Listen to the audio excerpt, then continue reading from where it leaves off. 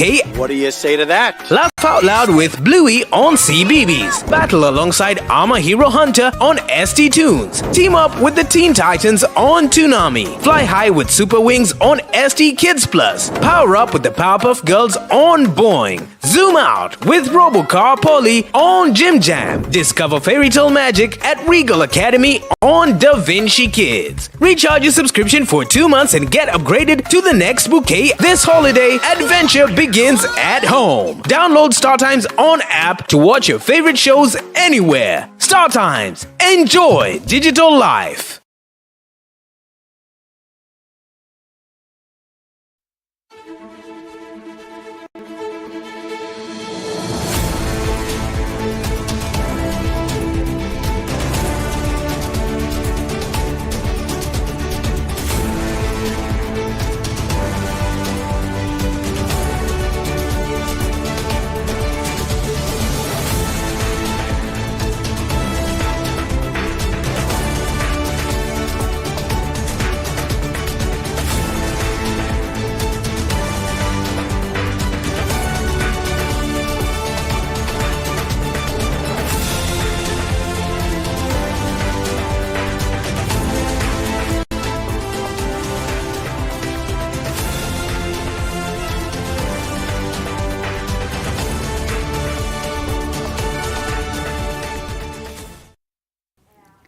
Hello and a very warm welcome to today's edition of Catholic Focus, your daily window into stories that inspire faith, promote good governance, celebrate leadership, and shape our society.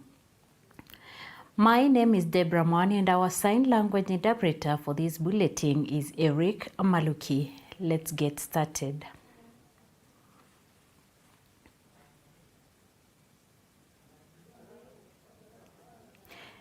Widows and orphans continue to lose their rightful inheritance due to lack of awareness and persistent cultural practices. A philanthropist in Wisero is now calling on the government to step in with civic education programs to protect the vulnerable. Lillian Kimandi has the details. At the Church of God in Musasa, Wisero constituency, widows and orphans gathered for a fundraiser, but beyond the event, a strong appeal was made to both the national and county governments. Philanthropist Richard Litunya urged the authorities to roll out civic education programs aimed at empowering widows and orphans with knowledge of their inheritance rights. Hawa mama wajane na wazee wajane ni baadhi ya watu ambao wamesahaulika katika jamii. Na ndo nikasema ya kwamba ni watafute at least niweze kuwarudishia motisha. Wengi walikuwa wameanza kupoteza morali ya kuishi mpaka wanapata wako mahali wamejihurumia. Manake hawana mtu wa kuwajali. Hawa wajane wanafaa wajue ya kwamba kukufa kwa wazee wao haikuwa mwisho wao wa maisha. Kwanza serikali iweze kuwapatia civic education, na after kuwapea civic education warudi pia wa uplift. Yule mama mwenye ako na mzee wake anaweza fanya, pia huyu mama mwenye ampoteza mzee wake anaweza fanya hata vizuri kuliko hivyo. He emphasized that many families are left destitute after the death of a breadwinner, despite being entitled to property and assets. Grace Hawinja, the chairperson of Windows in Wisero, said many women in the region continue to suffer in silence due to lack of legal knowledge and limited support from society. Hawa wajane wanapitia kwa shida. Wajane wanasumbuliwa hata na mashemeki yao kwa shamba. Hawa wajane hawana title deed za shamba zao. Mashemeki wanafurutia hao chini kabisa. Hawa wajane chakula kupata ni ngumu. Kwa sababu wengine wazee walikufa kama wako na watoto 3. Hawa watoto pato wadogo hawezi saidia hawa mama. Hawa mama hata kupata nguo ni shida. Hawa mama kupata blanketi ya kujifunika ni shida. Hata kupata mahindi ya kupanda na mbolea ni shida. Hawa mama wanapitia katika shida kubwa. Tunalia machozi. Hatujui tutafanya nini. Leo tumefurahi. Richard Litunya amekuja ametusaidia. Ametupea sukari tunaenda kunywa chai kama tumenyorosha mkuu kwa ingine. Leo niliamuka na kuwasa nitakula nini na nitakunywa nini, lakini Mungu ni maajabu. Nilitoka nyumbani kukuja kanisa, wajameni, ni maajabu. Nimeshukuru na nimeshukuru. Hata tuna watoto ya kusaidia sisi, tuko tu hivi. Kama mimi naongea hii selfa, nyumba karibu kuniangukia, ninashindwa nitaenda wapi? Si kupata watoto, niko tu hivi. Nimeshukuru kwa leo, tulikuwa tumekunywa nduvia. The call comes as widows and orphans, particularly in rural areas, remain vulnerable to cultural practices and ignorance of the law, hindering their access to justice and rightful inheritance. Wakishafiliwa, wengi wanadharauliwa. Unapata hata kama ameachiwa mali ya mzee wake, kuna uwezekano wa kunyang'anywa na wale wanaitwa in-laws ama mandugu za bwana, madada wote. Saa wamama wajane tuko na changamoto kama hiyo. Unapata wengine wetu tuko na shida, tunaachwa na watoto wakiwa wachanga. Unapata hata kusomesha hao watoto ni changamoto pia. Unapata uwezo wa school fees tunashindwa. Reporting for Catholic Focus, my name is Lilian Kimanthi. Fresh from the Vatican's canonization of Carlo Acutis, damned patron saint of the digital age, Kenya's youth are now being challenged to walk in his footsteps. As the world marked Youth Day at the Holy Family Minor Basilica in Nairobi, the administrator, Reverend Father Michael Ndishu, urged young people to harness the power of social media positively, as Asha Elizabeth reports. From Rome to Nairobi, the message echoes across borders. Technology can either inspire faith or fuel destruction. At the Holy Family Minor Basilica, Administrator Father Michael Ndichu marked Youth Day with a rallying call. Let young people take responsibility and make social media a platform of hope, unity and moral strength. Father Ndichu drew inspiration from the life of the newly canonized Saint Carlo Acutis, an Italian teenager who mastered technology not for fame but to spread devotion to the Eucharist, becoming a global symbol of how faith and digital savvy can merge for good. Is a very good harvest for the church and a very good example, especially to the young people. Because with the example of a young person like Carlo Acutis, who used the means of social communication as a tool of evangelization, we can get or borrow a leaf from him, especially our young people, how we can use the internet and other means to communicate positivity, to communicate something that is good to the world. The priest believes today's youth, just like Acutis, can light up the digital space to counter toxic content with uplifting messages and to use the screen as a pulpit of hope. Even if we are in the internet and the age where internet has become like a basic need to majority of us, let us make sure wherever we engage in them, on the content which we feel, or where we visit, at the end of the day, these are things that are going to bring values to us and to the people that we encounter. The remarks come at a time when society is grappling with the darker side of online life, cyberbullying, explicit content, and peer-driven substance abuse, issues in which young people remain both the most vulnerable and the most influential. Let us not use them to engage in violence, in drugs, in substance abuse and so on. But actually, they are good means to us building ourselves. As society wrestles with the pitfalls of online culture, the challenge is now squarely on Kenya's young generation to transform their digital spaces into sanctuaries of light. For Carlo, he used that to do analysis, especially about the Eucharist. And for him, the Eucharist, he used to say, is the highway to heaven. He was able to influence a lot of people positively, and I think it's a wake-up call. Sasha Elizabeth, reporting for the Catholic Focus, Capuchin TV. Thank you, Sasha Elizabeth, for that report. And with that, we send our warmest congratulations to Reverend Father Michael Ndishu on his 15th anniversary of priesthood. You are a priest forever in the order of Melchizedek.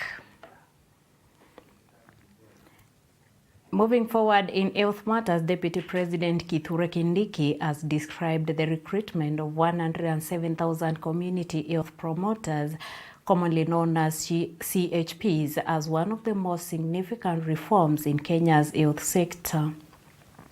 Kindiki says they are the driving force behind the government's universal health coverage program. Maureen Kimani has this report. Speaking during a meeting with over 3,000 CHPs and primary healthcare stakeholders from Embu County in Irundini, Tharaka-Nithi, Deputy President Kindiki commended the health workers for their dedication to delivering essential services at the grassroots level. I want to thank you.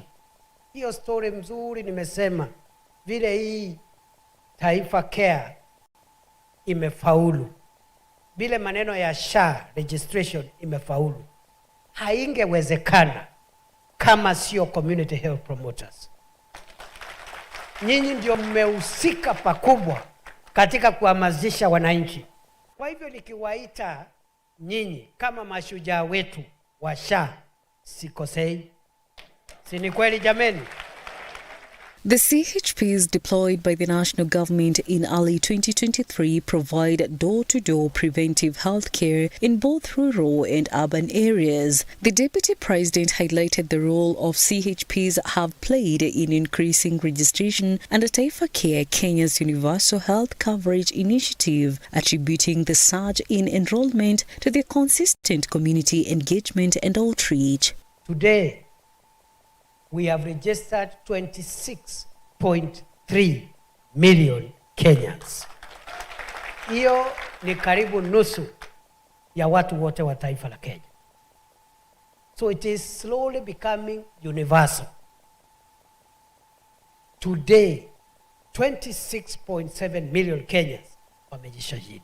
We want by December 31st, by the end of this year, we want to reach 30 million. We want by December 2026, 45 million. We want by December 2027, 55 million. Everybody in Kenya will have a medical insurance card. Embu Governor Cecile Mbarire, who accompanied the Deputy President, reaffirmed her county's commitment, describing them as critical link between public health systems and local communities. Embu County sasa tuko number 5 na registration. True story, najua uko nayo hapo kwa simu yako. We are at 55% registration ya SHA. And I want to promise you, sisi by December tutakuwa at 70 to 75%. Because these people wanaingia mboma kwa mboma. Nikienda mazishi na wakuta huko wamevaa na wako hapo. Nikienda mikutano wako hapo. Ukienda kwa makanisa, these people are everywhere. Kwa hivyo nakwambia kuna ami mzuri uko nayo kuliko hii ami. Hii ami ndio mambo yote. This is the army. Addressing concerns over affordability, the Deputy President confirmed that the government has provisions in place to support 1.5 million vulnerable Kenyans who may not be able to pay for health cover under Taifa Care. He assured the public that the government is actively implementing reforms to strengthen healthcare services, improve accountability and expand access. So we are going to start with the initial 1.5 million Kenyans who are indigent. They cannot afford. Hata ukiwaambia 300 hawana. Na tutaendelea kuongeza idadi ya wale tunalipia.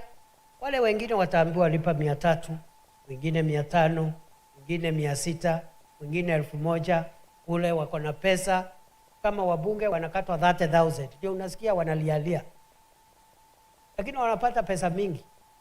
Deputy President pia anapata pesa mingi, akatwe pesa mingi. So that we create an equal country.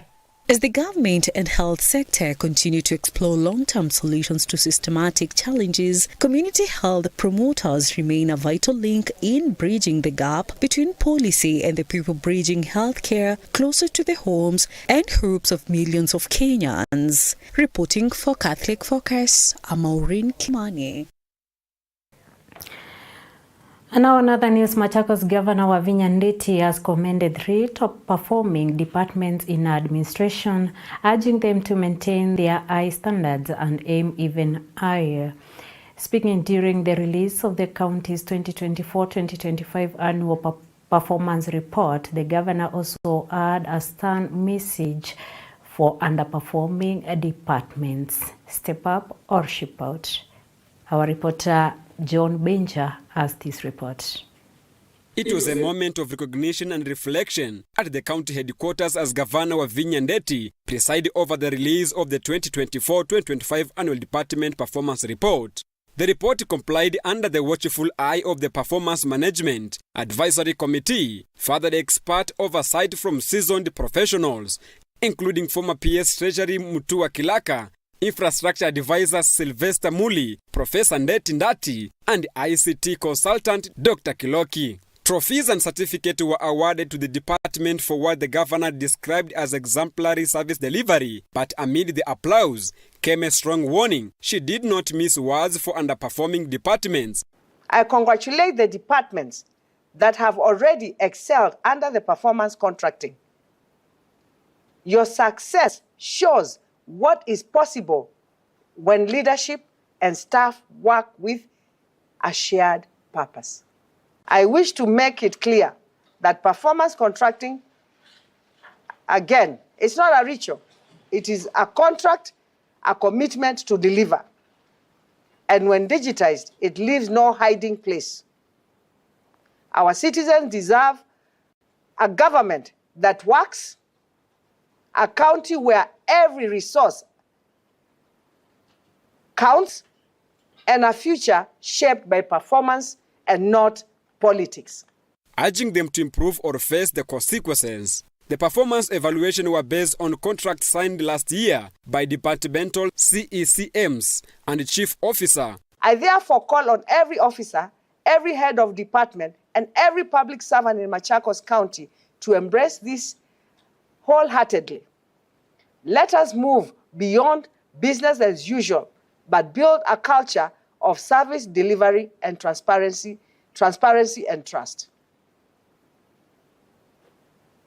Together, we can transform this county. Together, we can make Machakos a model of excellence in public service. Marking a renewable push for accountability and results in the county governance. Reporting from Capuchin TV, Catholic Focus, I'm John Beja. Kakamega Governor Fernandez Baresa has revealed that the Tumbeni Dairy Factory, earlier declared complete by the previous administration, still remains unfinished. He says his government is racing to deliver the project to ensure dairy farmers finally benefit from improved milk processing and better farming and better earnings. Mambo ya dairy ya Tumbeni. Hii mradi ilianza 2016 na yule governor ambaye alianzisha. Baada miaka 6 hii mradi ilikuwa haijakamilika. Na ukienda kwa records ya handing over Yambo Ramba Malre Tumbeni Dairy Plant ilikamilika kweli? So mimi nimerudi hapa kuhakikishia watu wa Malava ya kwamba zile project zote ambazo Oparanya alianzisha ikiwemo Tumbeni Dairy Factory, hizo zote zitakamilika na Italanyi. Tumekubaliana? Nimeambia contractor hapa. Contractor ako wapi? Huyu contractor mimi nimepatia wiki 2. I want you to demonstrate kama unaweza kumaliza hii kazi. Asipoweza tunaleta contractor mwingine hapa. Tumekubaliana? Kwa sababu hakuna haja sisi kuja hapa kila siku tukiongea mambo ya Tumbeni Dairy Factory. So you have 2 weeks to demonstrate you have capacity. Amesema tumpatie miezi 3. Lakini mimi nasema before tuone mambo ya miezi 3, you must demonstrate in 2 weeks kama unaweza maliza hii kazi. Kama umalize tulete contractor mwingine ili amalize Tumbeni Dairy Factory. Tumekubaliana? Tumelipwa jamaa pesa ya kutosha. Hiyo pesa ambayo umelipwa bwana contractor, you must complete this project. Tumekubaliana? So in 2 weeks tutarudi hapa kuona kama umemobilize watu kumaliza dairy factory ya Tumbeni.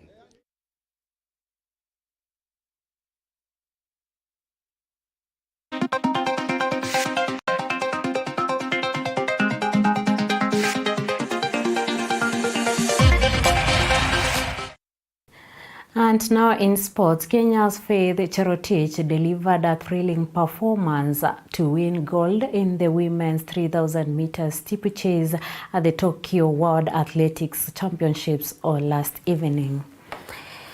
The 21-year-old overturned reigning champion Winfred Yavi Mutile of Bahrain on the final lap after Yavi stumbled on Antle and powered through the last water jump to claim victory in 8 minutes 51.59 seconds, the fastest time ever at the championships. So happy. It's my first time to be a world champion. Last time I was a bronze medalist in the world championship, and it's my second world champion. And I'm so happy. I've been progress good. My progress has been good since I joined senior category, and from bronze to gold. Yeah, what an amazing. Thank God, yeah. You really changed the gear in the last 150 meters. You just took off. Yeah, I almost to give up, but I tell myself, if I have reached the final lap with Yavi, why not can I maintain the pace? Then I realized I am strong on the last barrier, so the water barrier, and I normally have a kick. I believe in myself for that. Yeah. You also broke the championship record. Was that something that you dreamed of in this World Championship? Yeah. And when you crossed the finish line, you saw the championship record. How was your reaction? What was going on through your head? I was so happy. I even didn't know see the result as I celebrate because it was so great for me. It's my first time to be a world champion, and my dream was to be. Yeah. For me and for the fans, yeah. What you did to Yavi is usually what Yavi does to everyone else. Did it surprise? I didn't. I knew the race was not to become. I knew the race was not to be easy because there was a world champion there, also an Olympic champion, and I tell myself, and I can be. So no matter the best, no matter the people we are racing together, I have to fight. For me, even me, I would like to be a world champion.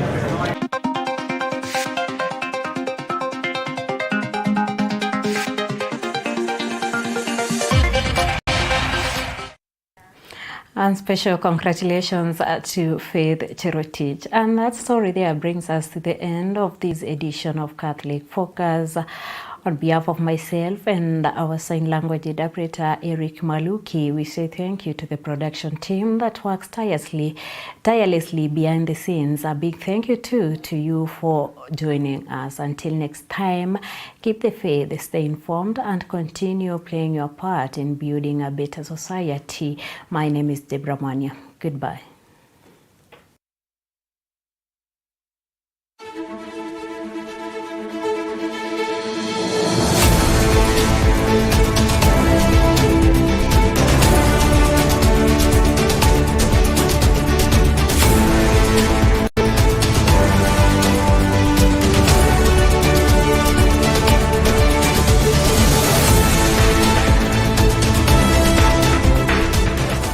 Keep watching Capuchin TV, your staunchly Catholic identity channel.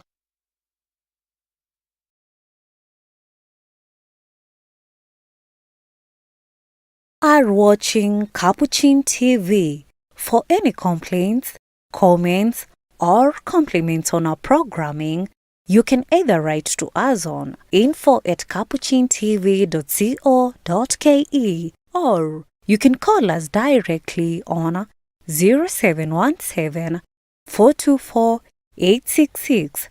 Your complaint shall be addressed within 7 days.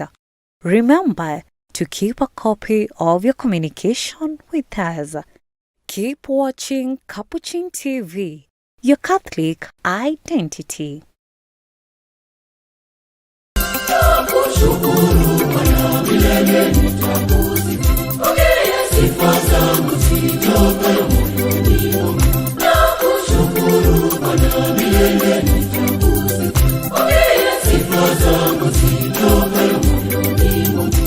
My dear brothers and sisters, friends and all people of goodwill, peace be with you all. My name is Father Arnold Ishirima. I am the superior of the Capuchin Brothers in Kenya.